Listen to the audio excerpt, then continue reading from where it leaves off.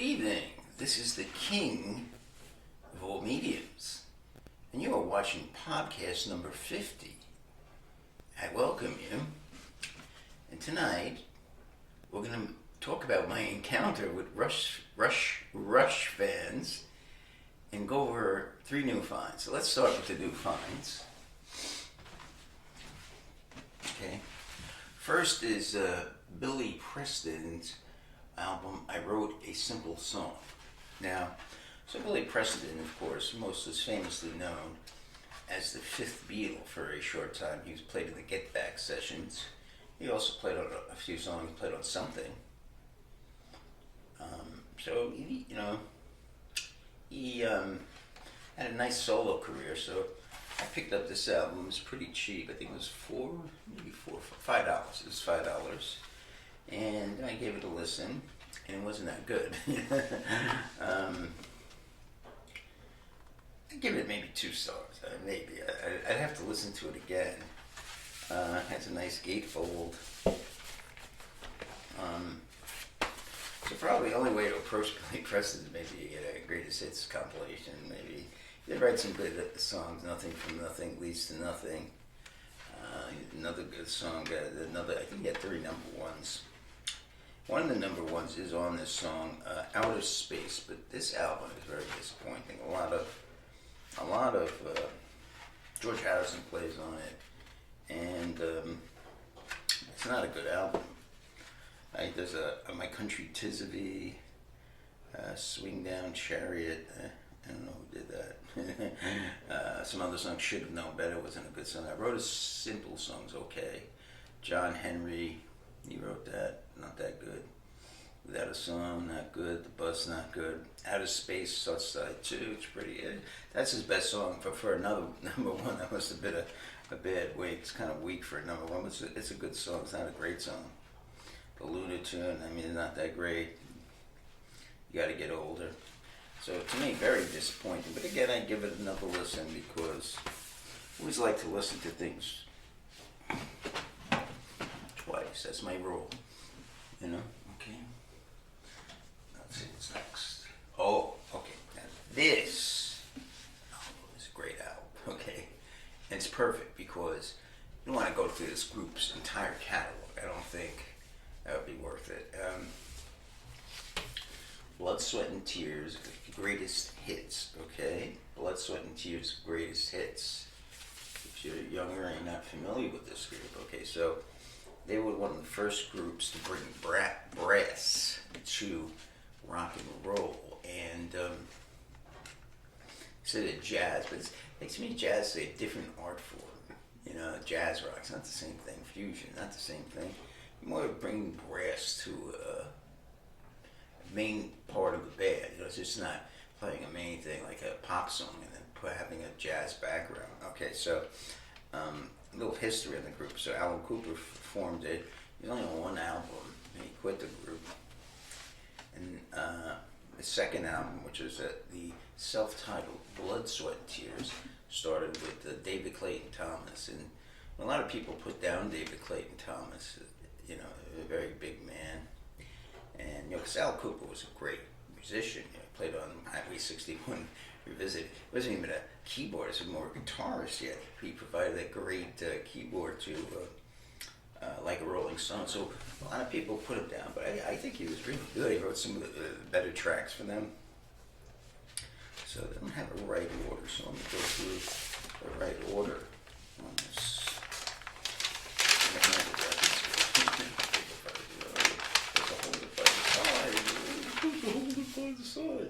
The album's in good condition. It skips, of course. On one song, I'll give it a washing.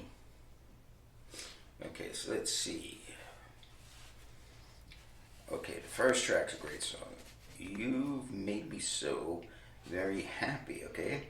So this is actually written by Berry Gordy, B. Holloway, P. Holloway, and F. Wilson. Of course, everyone knows Berry Gordy is. He's the founder of Motown, and again, that puts the argument. Systemic racism. Very successful entrepreneur, Berry Gordy. Okay, number 2, I Can't Quit You, I Can't Quit Her. And that was written by Al Cooper. Okay, So that was the 1967 version. Go Down Gambling is a good song. David Clayton Thomas. Heidi Ho I don't like. That's number 4. And that was written by the Goffin King. Goffin King were incredible songwriting team. Sometimes in the Winter, S-Cats, kind of meh. Now, the last song is a great song. And When I Die, not one of the happy subjects to talk about. You want to be reminded by dying by a great, great songwriter. Unfortunately, lost her very young, Laura Nyro. She was only 49 when she died. One of the great, great songwriters of all time. And Laura Nyro wrote so many great songs. And very sad. Okay, so we flip over to side 2. So in terms of great songs, you made me so very happy. And When I Die. Okay, so right there you got 2 great tracks. Okay. What's side 2? Okay, side 2, of course, is my favorite song when I was a kid. I think I mentioned this from another Spinning Wheel, David Clayton Thomas. Now, what is Spinning Wheel about? I never knew this when I was a kid. I started listening to the lyrics today about gambling. Right? Great, great song. Lisa, Listen to Me. David Clayton Thomas, Dee Halligan track. That's okay, nothing great. I Love You More Than You'll Ever Know. That's a pretty good song. That's off the first album. That's a Al Cooper song. Lucretia Mack's a pretty good song. Lucretia Mack, Evil. It's a good song. I'd say it's good. It's nothing great though. And the final song's a great song. God Bless the Child. Do, do, do. God Bless the Child's Dream. Now, this is written actually by Billie Holiday. So, terrific. So you got 4 great songs in this album. Well worth it. And one bad thing is one of my favorite songs, The Spinning Wheel, as a skip. That's not good. So, there's some purchases you make you're very happy with, some you're not. And the Billy Preston, I'm not happy with. So, but it was only $5. But this was well worth it. It was great. Those 4 songs are incredibly good. I can't tell you. I mean, we're talking about like some great songs are just meh great. These are 4 incredibly good. So I would give this a 4-star. I can't give it 5 because the other songs are not as great. They're okay. They're good. There's one song that's meh, and the other songs are good. So 4-star. I highly recommend it. Get it on stream. It's a really, really good album. Okay, final find. I got this at Academy Records for $8. Another mistake. Okay. Yes is Tales of Topographic Oceans. Now I was hoping for something like Heart of the Sunrise or something like that. It's a really good song, like a 10-minute song. And what I found is something very bizarre. It's a double album, right? And very nice artwork, beautiful artwork. I was hoping something that could make me, relax me, and some beautiful melodies. What I found was a bizarre double album set with only 4 songs. That means 1 song on each side. Side 1, side 2, side 3, side 4. The question is, maybe those 4 songs are good, and they're not. The only thing I kind of liked was side 3, which had some nice Steve Howe acoustic guitar. And one of the most bizarre, it's a concept album, basically. First came up with, of course, John Anderson, some kind of Hindu thing, like some kind of Hindu, whatever that.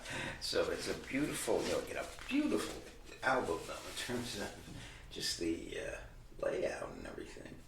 But I just have to go into get into the concepts and then see if I can convince Steve Howe to also get into the project. And Steve Wakeman didn't like it. Rick Wakeman did not like it, and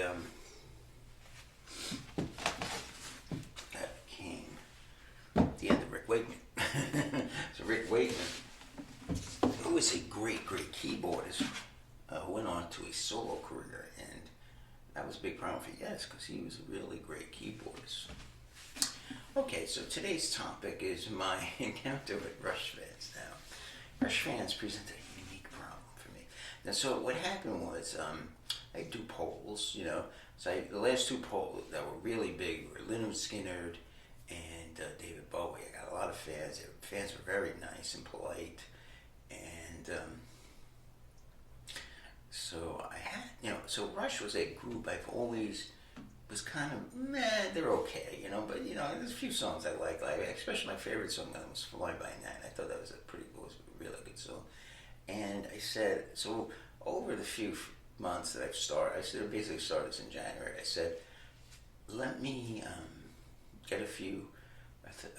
See, I got 3 CDs and 1 cassette. I got Permanent Waves on cassette, 2112, Moving Pictures, and Fly By Night. So I wanted to get a representative sample so I could judge.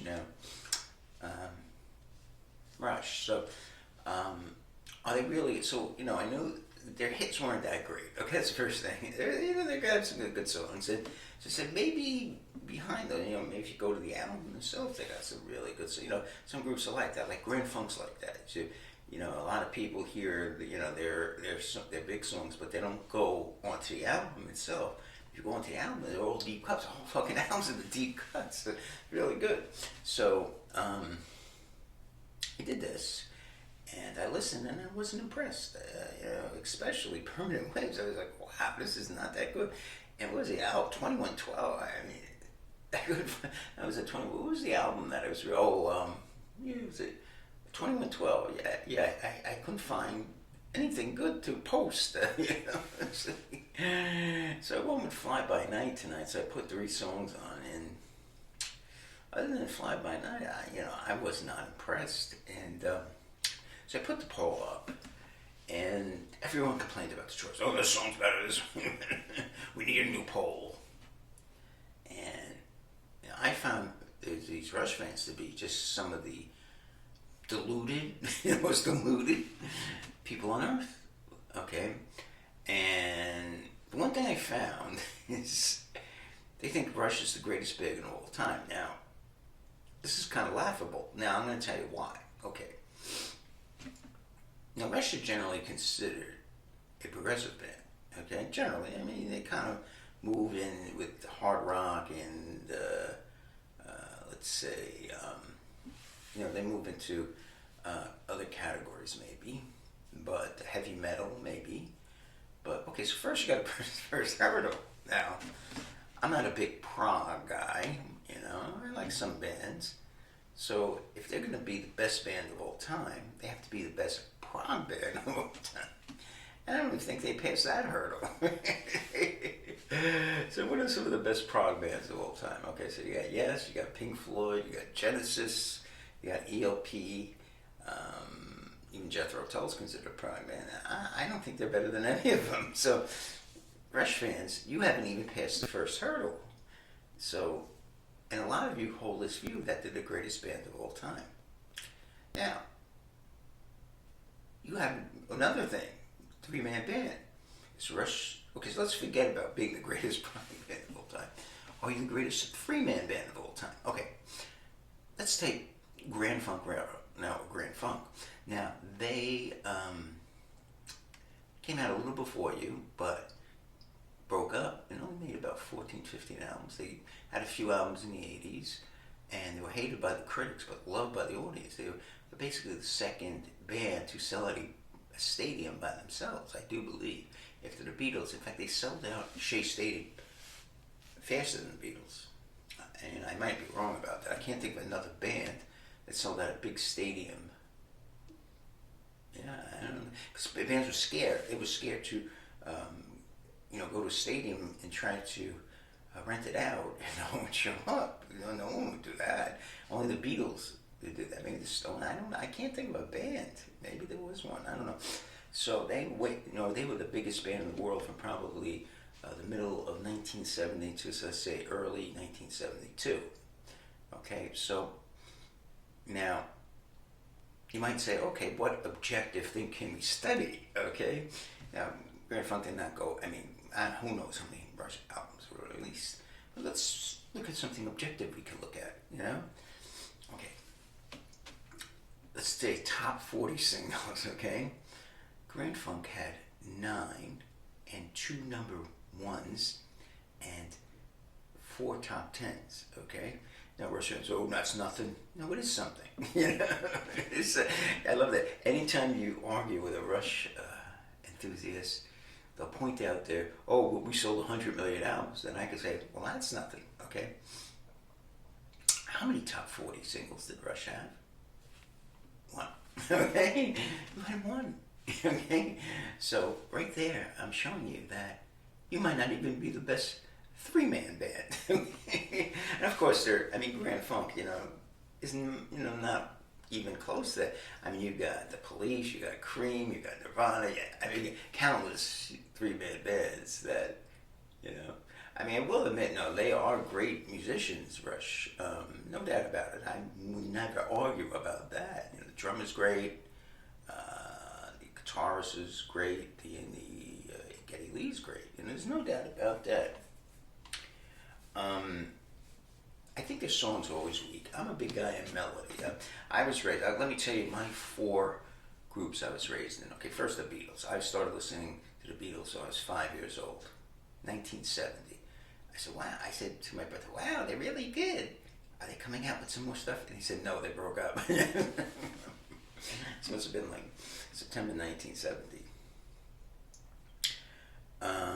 The Rolling Stones, I remember they had their big hits, High Tides and Green Grass, the greatest hits, Last Time. What a great fucking album. Cream, unbelievable. Such a great group. And, and Cream didn't come out with many albums. Basically, they came out with 3, you could say 4, but it's not really an album. Fresh Cream, Disraeli Gears, Wheels of Fire, and basically the 4th album is Goodbye Cream, which really only comes out with 3 tracks, but comes out with some live performances. So, and also, of course, Grand Funk Railroad, which is staying behind me, and with their epic "I'm Your Captain," and then they had a whole garage band phase. They sold out Shea Stadium, and then they had their manager stole all their money. And then in 1973, they had a whole pop phase where came out with a great song, We're an American Band, several other highly rated singles, and critics hated them, of course, because they're white guys playing soul music, and you can't do that. Even back then, they had wokeism, because you can't do that. You can't play soul music. And Mark Farner, the lead singer, he was highly influenced by a black station in Flint, Michigan. So, of course, the critics came down on them. Terrible, you can't play. So that's when I was influenced, and then I started developing other influences like Jefferson Airplane. That was another group my brothers played. So it's one thing I kind of noticed that so listen to Rush, I almost feel like people that listen to Rush, they don't venture out, venture out and listen to other types of music, and it's kind of limiting. Maybe I'm wrong, I love Led Zeppelin 2, Led Zeppelin 1 and 2, I think is so great. And, Led Zeppelin 3 I never liked. And it's so limited. Every Rush. It's like a cult. I call it the Rush cult. And my biggest complaint of whatever I said is there's a lack of melody. It's a lack of, and also vocals. Vocals are important. Listen to Crosby, Stills, and Nash. Listen to the Beach Boys. Listen to the Beatles. How beautiful that music is because of their harmonies. Because of, oh, we're not that band.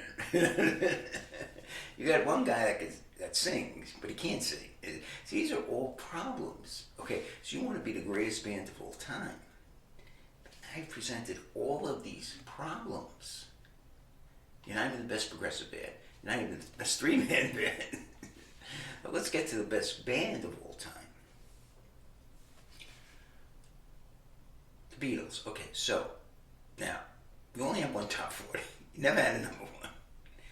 You dare, you Rush fans have the audacity, the unmitigated goal to say you're the best band of all time because you have your little Rush groupies. You have the audacity, the gall. There's one album called Sgt. Pepper's Lonely Hearts Club Band that's created a revolution in 1967 that made you possible, okay? I mean, have you ever listened to it? It makes your music look dull, cacophonic. It's, you know, the melodies, the ideas, it's just being for the benefit of Mr. Kite. If you wrote that song, you would be your best song. The Monkees make better songs than I think the Monkees had better. I mean, if you take the best songs of the Monkees, you put it all against Metallica. I'm not talking. We get to them in another topic. Against Rush, I think the Monkees. I'd rather listen to the. Someone say, okay, you can listen to 20 songs of the Monkees, or you can listen to 20 songs of Rush. I would definitely take Rush. Rush. What am I crazy? I would definitely take the Monkees. Maybe that's subconscious. Maybe I really like Rush. Okay, so now you're saying they're the best group of all time. So I don't even tend to go. I could probably make a list of 25 groups better than Rush easily. Okay, but let's just take the Beatles. Okay, so to being the best of all time, you have to be better than the Beatles. Okay, let me see. Now the Beatles have sold the most albums of any artist of all time. Okay, so that includes Michael Jackson, Madonna, and these are like people that, you know, uneducated morons. So they've transcended even those idiots. Garth Brooks. I'll give you another fact. The Beatles had 20 number one. Let me repeat that. 20 number one singles. You only had one top 40. No, but Rush is still better. We don't care about that. No, you do, and you need to. Before you make such a audacious comment. It's laughable, okay? So, now, Rush was a good band, maybe a very good band, but no, you are not in the hemisphere of the Beatles. You're not in the hemisphere of the Rolling Stones. You're not in the hemisphere of the Who. You're not in the hemisphere of Cream. And you're certainly not in the hemisphere of Led Zeppelin, okay? Pink Floyd, I think, sucks, all right? So you might be in the hemisphere of Pink Floyd. So you're not even the best progressive group. You're not even the best three-man band, and you certainly aren't better. You are not even.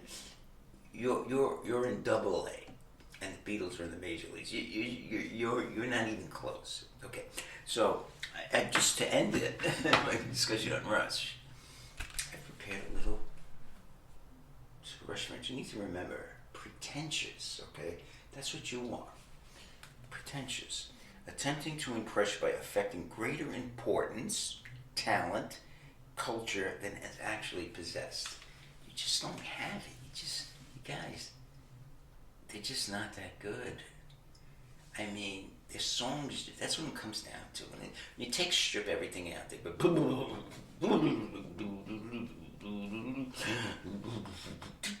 the word is erecting, written on the subway.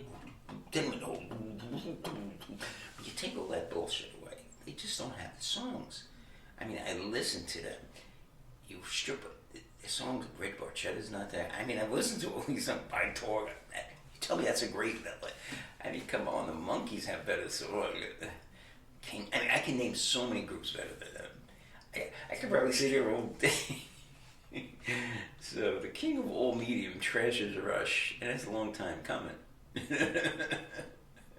See, I wouldn't trash you guys, but I trash you guys because I see you on all these Twitter feeds and say how great you are and how great you are, but you're not that great.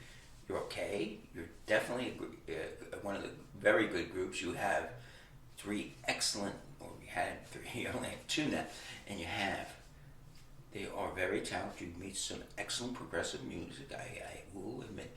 But to say you have they're better than the Beatles, that's by saying you're the greatest band of all time.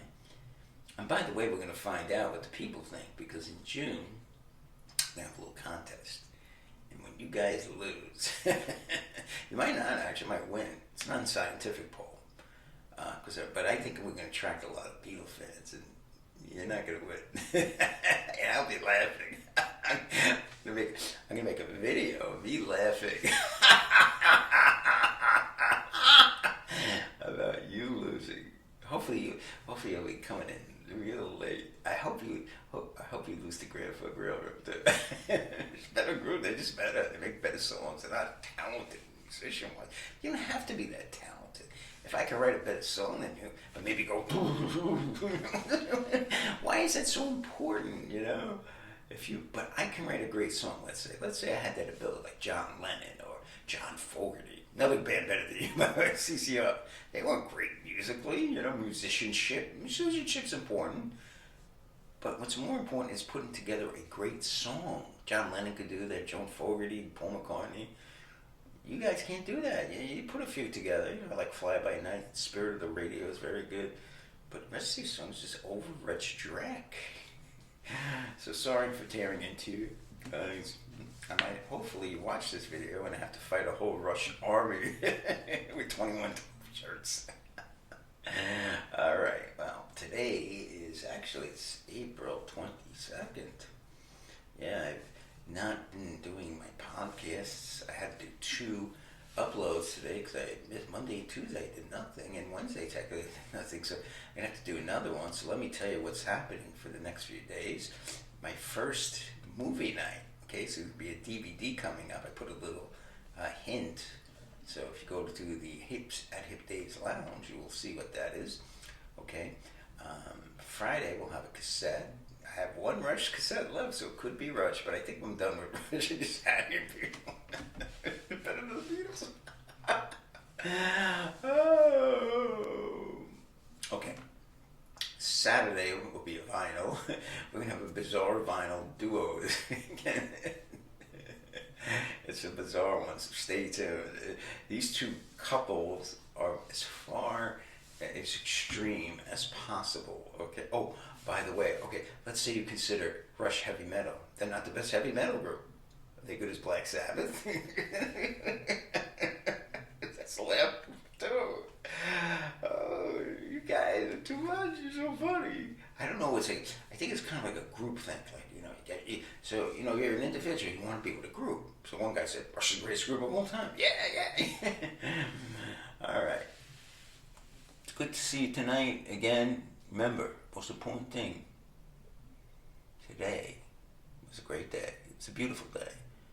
So, and also at hipdays.lounge, retweet more, right? Retweet, you like a video, retweet it. We need more followers.